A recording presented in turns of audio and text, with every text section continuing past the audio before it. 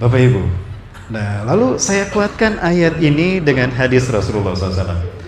Baik, Bapak Ibu, Nabi Isa ada di atas dan Dajjal ada di bumi. Nah, terkait dengan Dajjal, tadi ayatnya, tidak ada satu fitnah sejak Allah menciptakan Nabi Adam hingga hari kiamat, fitnah yang lebih besar dari fitnah Dajjal. Wa qad anzara al-anbiya war rusulu qaumahum anhu. Dan sungguh para nabi dan rasul sudah memberikan peringatan tentang bahaya Dajjal pada kaumnya sejak Nabi Adam sampai Nabi Isa alaihissalam. Kama anzara Nuh qaumah, sebagaimana Nuh telah mengingatkan kaumnya dari bahaya fitnah Dajjal. Nah, ini yang menarik. Wal yaum, hari ini aku akan mengatakan kepada kalian, sa'aqulu lakum ma lam yaqulhu min qablu. Aku akan katakan tentang Dajjal yang para nabi dan rasul belum mengatakannya. Tadi dikatakan semua nabi dan rasul mengingatkan kaumnya, hati-hati tentang Dajjal. Tentu nabi-nabi akan merinci Dajjal tadi seperti apa. Bapak Ibu ya, begitu ya? Akan dirinci Dajjal itu seperti apa. Tapi ada satu hal terkait Dajjal yang para nabi sejak Nabi Adam sampai Nabi Isa belum menyebutkannya. Dan yang menyebutkan cuma Rasulullah. Tadi kata Rasulullah, hari ini aku akan sampaikan terkait dengan Dajjal sesuatu yang belum pernah dikatakan oleh para nabi sejak Nabi Adam sampai Nabi Isa. Apa itu? Innahu a'war wallahu laisa bi'awar. Sesungguhnya dia pecak. A'war bukan buta. Bapak Ibu, ada orang matanya normal tapi tidak bisa melihat. Disebutnya apa? Buta kan? Nah, a'war di sana bukan buta, tapi pecak. Kenapa? Matanya hancur, Bu. Pak, matanya hancur. Nah, pertanyaannya, kenapa cuma Rasulullah yang menyebutkan kalau Dajjal pecak sebelah mata kanannya, sementara Nabi dan Rasul belum menyebutkannya, bahkan Nabi Isa belum menyebutkannya. Nah, ini kita butuh kajian lain, hadis yang lain, Pak. Nah, ketika hadis ini kita dapatkan, nah, maka ini akan menguatkan tentang siapa Dajjal. Baik. Bapak Ibu, apakah Dajjal pecak sejak lahir? Kalau Dajjal pecak sejak lahir, maka para nabi akan memberitahukan. Betul? Berarti pecaknya Dajjal ketika lahir normal kedua matanya.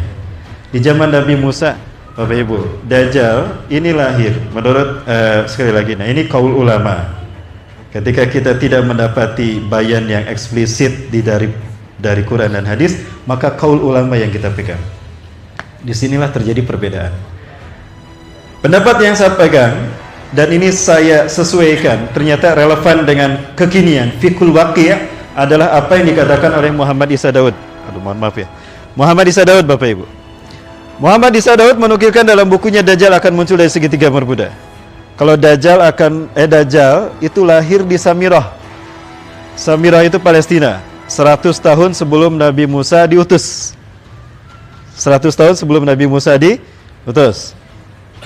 Ya, dia lahir di Samirah maka diberi nama Samiri. Syekh An-Nawawi Al-Bantani disebut Al-Bantani karena lahir di Banten. Imam Bukhari karena lahir di Bukhara. Itu bukan nama aslinya, itu kunyahnya. Ya, atau lakobnya. Nah, Bapak Ibu rahmati Allah, nah Samiri itu lahir 100 tahun sebelum Nabi Musa diutus. Dialah yang pernah menyesatkan umat Nabi Musa menyembah patung anak sapi. Ketika Nabi Musa mendapati kaumnya menyembah patung anak sapi, apa hukumannya? Quran surat Al-Baqarah. Faktulu anfusakum, fatubu ila barikum, faktulu anfusakum. Bertobatlah kalian kepada Allah Tuhan kalian dan bunuhlah diri kalian sendiri. Yang menyembah patung anak sapi, taubatnya adalah dibunuh oleh orang yang beriman. Sementara Samiri penyebabnya kok tidak dibunuh? Tapi diusir sama Nabi Musa alaihissalam. Sementara yang disesatkannya dibunuh. Sementara Samirinya sendiri biang keroknya tidak dibunuh. Kenapa? Karena yang membunuhnya bukan Nabi Musa, tapi yang membunuhnya Nabi Isa. Maka diusir oleh Nabi Musa alaihissalam. Nah, ini mas korelasi yang saya lakukan. Ya. Jadi kalau ini pendapat saya tidak bersesuaian dengan yang lain, silakan. Dan ini karena qaul ulama ranahnya ya. Nah, saya mengetahui begini, saya coba kaitkan dengan beberapa buku referensi dan juga Injil Barnabas yang pernah saya baca tahun 97 Bapak Ibu ya. Baik. Kemudian dia mengembara ke zaman para nabi. Di zaman para nabi dia berganti-ganti kostum dan berganti-ganti nama untuk menutupi dirinya. Nah, di zaman Nabi Isa dia bernama Yudas Iskariot. Baik, Bapak Ibu, kita lihat. Nah, di dalam beberapa petikan Injil Barnabas, lalu saya obrolkan dengan beberapa ustadz yang tadinya mu'alaf. Saya obrolkan, saya cross-check, betul. Kisahnya seperti itu. Seperti apa yang saya baca dalam kisah Injil Barnabas tahun 97. Bapak Ibu, Nabi Isa alaihissalam dalam jamuan terakhirnya terhadap kaum Hawariyun itu berkata, saat itu Nabi Isa diikuti oleh 12 pengikutnya yang bernama Hawariyun, Isna Asyara. Salah satu dari mereka bernama Barnabas. Nah, Barnabas ini yang paling taat kepada Nabi Isa alaihissalam dan paling hafal tentang Injil. Maka disusun kembali dan dinamakan Injil Barnabas. Barnabas mengatakan, kelak di antara kalian, kata Nabi Isa berfatwa sebelum diangkat ke langit. Kan di dalam Al-Quran dikatakan, Isqala Isa bin Maryam lil hawarina man ansari ilallah, qala al hawariyuna nahnu ansarullah. Nah, maka Nabi Isa kemudian mengatakan, kelak di antara kalian ada orang yang berkhianat kepadaku dan dia akan menggantikan tempat kedudukanku. Cuma itu yang dikatakan Nabi Isa. Barnabas memahaminya dan menghafalkannya. Maka tidak lama kemudian datang seseorang dari pengikut Nabi Isa yang berjaga-jaga di perbatasan. Ya, intabi wa antum wa anta ya Isa bin Maryam. Bersembunyilah kalian dan Anda wahai Isa bin Maryam, Nabi Allah. Kenapa? Herodes. Nah, Herodes adalah raja Romawi yang menguasai Palestina yang tadi kita lihat. Yerusalem, dan itu dikuasai oleh Romawi, rajanya Herodes saat itu. Dialah yang membunuh Nabi Zakaria dan menyembelih Nabi Yahya, menggergaji Nabi Zakaria ketika bersembunyi dalam pohon. Dalam Qisasul Anbiya karya Imam Ibnu Katsir, silakan kaji. Nah, kemudian semana tadi?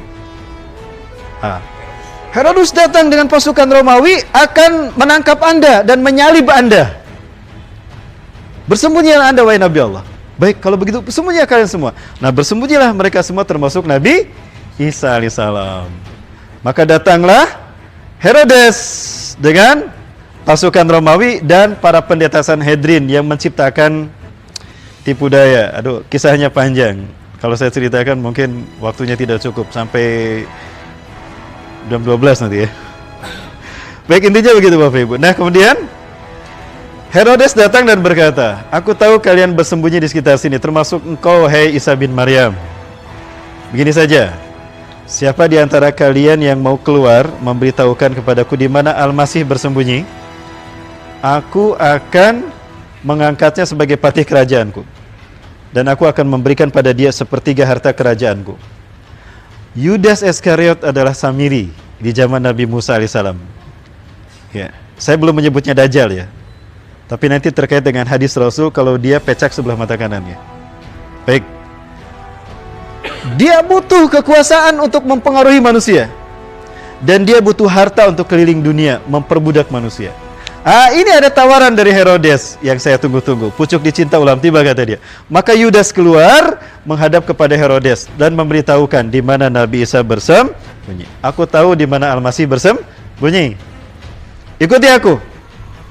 Maka kemudian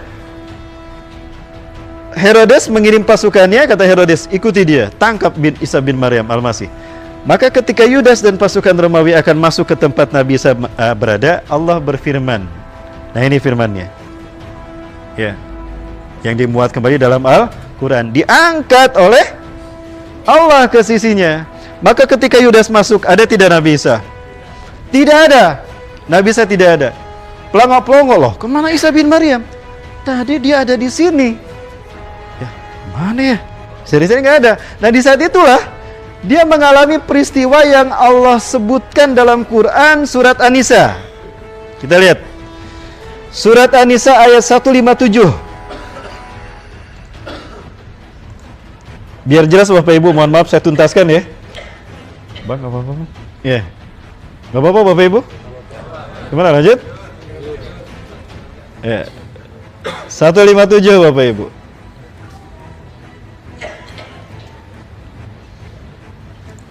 Nah, ini di ayatnya ya, alhamdulillah.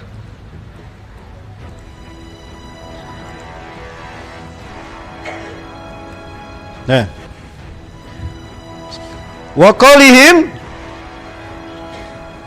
dan perkataan pendeta Sanhedrin yang memasukkan Taurat menjadi Talmud di zaman Nabi Zakaria di Palestina tadi. Inna qatalna al-Masiha Isa bin Maryam Rasulullah, sesungguhnya kami telah membunuh Al-Masih Isa bin Maryam utusan Allah. Nah, Allah tegaskan dalam ayat ini, wa ma qataluhu, mereka tidak membunuh Isa bin Maryam. Berarti Nabi Isa mati tidak? Kan tidak dibunuh, berarti masih hidup. Wa ma salabuhu, dan tidak pula menyalibnya. Oh, berarti yang disalib bukan Nabi Isa, tapi walakin syubbihalahum, tapi diserupakan oleh Allah seseorang dengan Nabi Isa. Pertanyaannya, siapa yang Allah serupakan dengan Nabi Isa? Yudas tadi kan, yang berkhianat. Nah, ini maksud kata-kata Nabi Isa dalam Injil Barnabas yang pernah saya baca tadi. Kelak di antara kalian ada orang yang berkhianat kepadaku. Dia memberitahukan di mana aku bersembunyi. Itu pengkhianatan kan? Dan dia akan menggantikan tempat kedudukanku di tiang salib. Jadi siapa yang disalib? Yudas. Yang Yudas ini tadi adalah Samiri di zaman Nabi Musa alaihissalam. Nyambung tidak Bapak Ibu? Nyambung. Maka ketika Yudas keluar, dia sudah berubah menjadi Nabi Isa. Di dalam salibnya orang Katolik yang ada patung Yesusnya. Beda dengan Protestan. Kalau Protestan tidak ada patungnya. Advent juga tidak menggunakan patung. Ya. Nah, kalau dalam salib Katolik ada patung Yesus Kristusnya. Nah, di atasnya ada tulisan, di atas kepalanya, di kayunya ada tulisan Indri. Bapak tahu apa arti Indri? Indri artinya penjelmaan. Allah serupakan Yudas dengan Isa bin Maryam. Itu Indri. Saya tahu ini dari misionaris yang masuk Islam, Irma Mirdiana Fatimah. Dari Nias, Pak. Dari keluarga Zebua tahun 97. Nah ini Mas, jadi saya kumpulkan buku-buku, dalil-dalil, plus orang-orang yang mengalaminya. Mengalami peristiwa-peristiwa yang terkait dengan doktrin Yahudi, Nasrani di zaman kekitaan. Nah ini kita butuh kaul ulama dan juga pernyataan yang terkait dengan kaul ulama yang pikul wakinya. Baik. Nah, maka ditangkap Yudas. Nah, kamu Isa bin Maryam. Loh, kok aku yang ditangkap? Lastu Isa, anak Yudas ada dia. Loh, kok milih? Aku bukan Isa, aku Yudas yang menunjukkan kamu tadi. Udah jempe Pak jempe. Wis menang baik wis menang baik apa? Udah diam kamu tuh Isa nih, wajah kamu wajah Isa. Nah, dialah yang disalib. Ketika dia disalib kan ditidurkan, Pak. Salibnya kan di bawah, ditidurkan, dipaku kaki dan tangannya. Di saat itu dia melihat Nabi Isa diangkat ke langit. Di situ dia berkata, Eli Eli lama sabachthani. Ada dalam Bible. Tuhanku, Tuhanku, kenapa kau tinggalkan aku? Kok bisa Yudas melihat Nabi Isa? Oh, berarti Nabi Isa diangkat dengan fisiknya, bukan hanya ruhnya. Ya. Jadi nyambung dengan dalil-dalil yang tadi kan Bapak Ibu ya. Nah, kemudian diarak dia ke Bukit Golgota. Dia disalib. Nah, ini perayaan Paskah namanya, berdarah-darah. Yang kalau orang Syiah melakukannya di hari Asyura, 10 Muharram. Ya, diarak ke arah Bukit Golgota. Nah, Herodes memegang pedang di tangan kanannya dan Old Testament di tangan kirinya. Perjanjian Lama. Itu pedang ditusuk-tusukan, Pak, ke tubuhnya Yudas Iskariot yang dikira Isa bin Maryam, yang mereka sebut Yesus Kristus. Pedang itu ditusukkan sambil mundur dia. Nah, itu perayaan Paskah. Banyak tusukan pedang menusuk tubuh Yudas yang dikira Nabi Isa, darah tercucur, direbut itu darahnya, diambil, diminum. Lihat rukun kelima dari 7 rukun iman orang Kristen, Ekaristi Holy Water. Rukun meminum air suci. Ya. Itu darah. Kenapa mereka meminum darah Yesus?